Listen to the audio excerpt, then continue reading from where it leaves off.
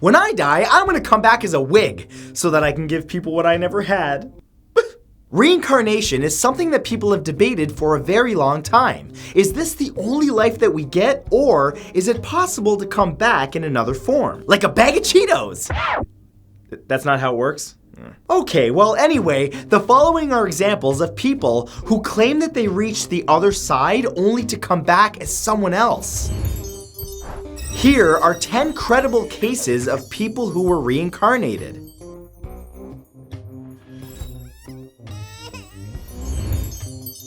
Number 10 is Ismael Alt English.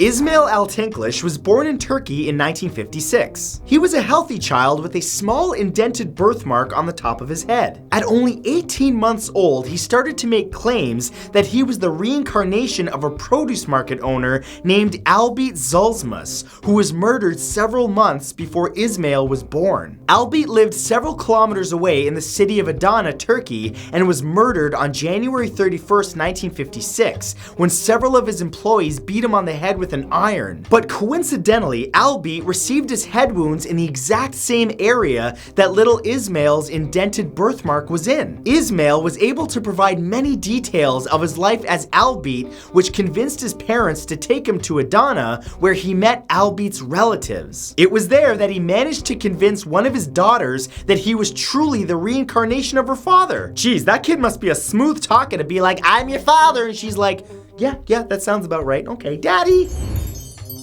Number 9 is Jenny Cockle.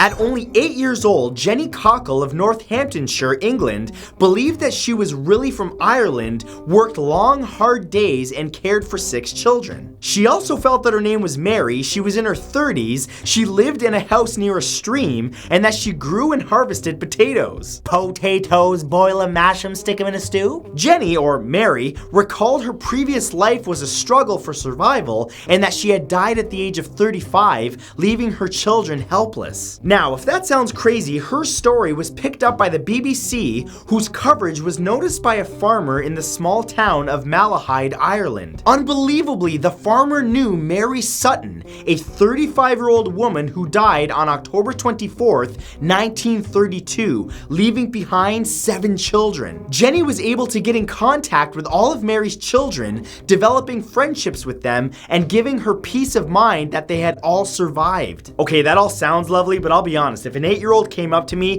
claiming to be my deceased parents with details of their life, I'd pull out a crucifix and be like, "Be gone, demon!" Number 8 are the Pollock sisters.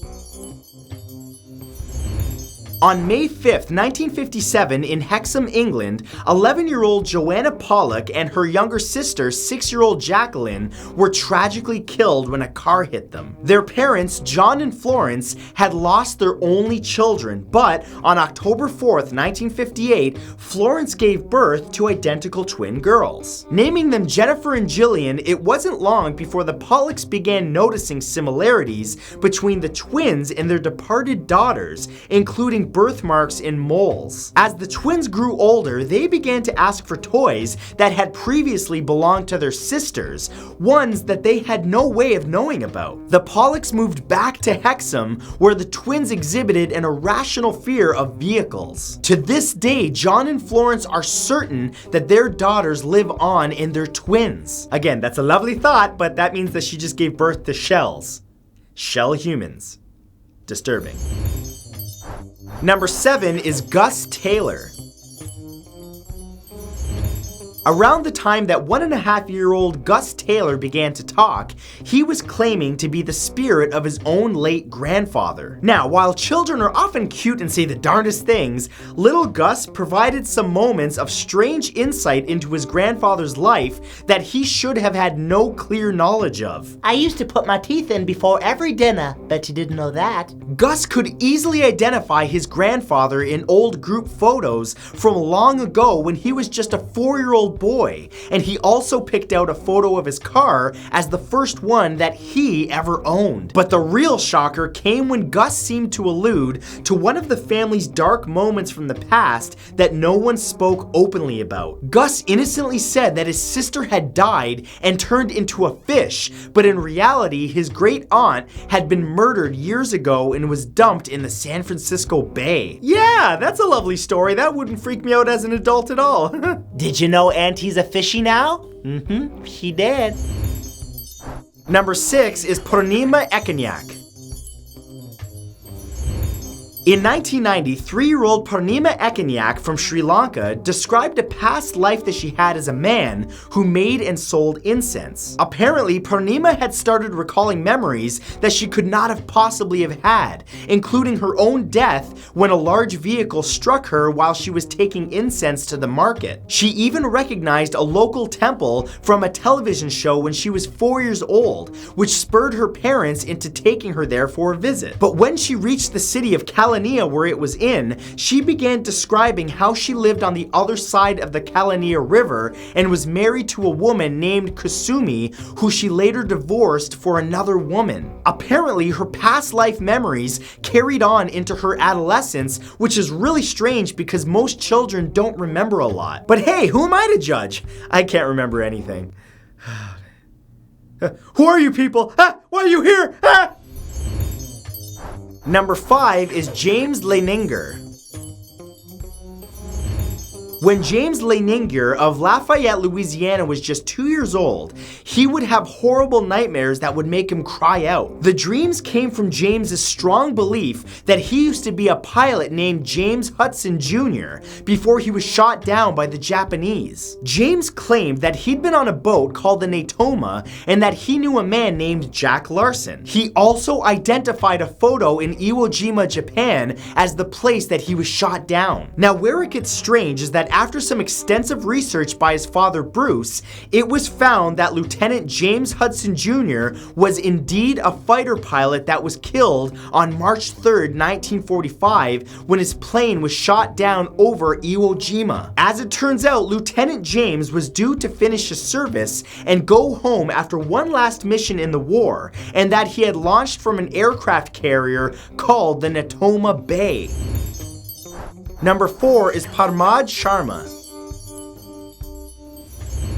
In 1944, 2-year-old Parmad Sharma of Basauli, India, told his parents that he had a wife in the city of Moradabad that would cook his food for him. When Parmad turned 3, he recalled a shop where he worked with his brother called Moen Brothers. He began to hate eating curd because of an experience he had in his previous life where he became extremely sick from it and also detested taking baths because he died in one. No, I don't want to take a bath, you know what happens? As soon as Parmad learned how to read, his family took him to Moradabad, where they discovered that there had been a sweet shop called Moen Brothers. The shop used to be run by the late Parmanand Mehra and his family, who explained that Parmanand had passed away in 1943 from a bacterial infection he gained while eating curd. And as you might have guessed, he was taking baths shortly before he died in order to help his pain. Man, look at all these people getting second chances. This is exciting. Although you better start doing some more things to get some karma points, because you don't want to come back as a turd. Number 3 is Engin Sungur. Born in Tavla, Turkey in December of 1980, Engin Sungur was just a young boy, traveling with his family when they suddenly passed through a village that he instantly recognized. As soon as he saw it, Engin claimed to have memories of a previous life, those of a man named Naif Sikik. He used to live in that village but traveled to the capital city of Ankara right before he died. Sikik was indeed a real man who had died a year prior to Engin's birth. Convinced, Engin's mother decided to bring him to meet the family that he supposedly had been a part of when he was Sikik. But what's crazy is that while he was there, he was able to correctly identify who each family member was and even recalled several intimate stories from the past. Everything he said was confirmed to be true by Sikik's family. Again, people have a way higher tolerance than I do, because if I saw a little boy coming up to me being like, "I used to be a part of your family," I'd be like, bye. Number 2 is Edward Austrian. He often complained of having a sore throat and would refer to it as my shot. Edward's mother Patricia believed it was just his way of describing the pain, but he was referring to the end that he had met in a previous life as a World War I soldier. He developed severe swelling in his throat from a cyst, and doctors decided to remove his tonsils as a precaution. After the operation, Edward confessed to his mother that his name used to be James and that he was an 18-year-old soldier in France. Hey mama, I can speak French now, bonjour. He was able even to recount gruesome details of a shot that passed through a man in front of him and lodged in the back of his own throat, causing it to fill with blood. Once Edward had told his parents about his memories, the cyst in his throat miraculously healed to the amazement of doctors. Oh, ghosts are cursing us. Okay, that's it. I just want to move on to number 1 and I'm done. And number 1 is Ravi Shankar. On January 19th, 1951 in India, 6-year-old Ashok Kumar was abducted by 2 men and beheaded. The boy's father sought justice, but without evidence, the trial went nowhere. In July of 1951, Ravi Shankar was born with a strange birthmark that resembled a long cut under his neck. At just 2 years old, Ravi began explaining many details about another life, including toys, his old house, and a previous father. Rumors of Ravi's past life eventually reached the dead boy's father, who arranged to meet Ravi and his mother on July 30th, 1955. When they met, Ravi immediately recognized him as his father, and they discussed various details about Ashok's life, including the day of the murder, which convinced the father to pursue opening the son's investigation again. So that was 10 credible cases of people who were reincarnated. But I want to know from you guys in the comments, do you think reincarnation is real? I'm kind of on the fence about it. But if you enjoyed this, remember to give it a big thumbs up. Also, be sure to subscribe and turn on notifications by clicking the bell beside the subscribe button so that you never miss a thing, because I release new videos all the time. Thank you guys for watching, and now I'm going to go reincarnate myself. Wait, that means I have to die first. Oh Lord.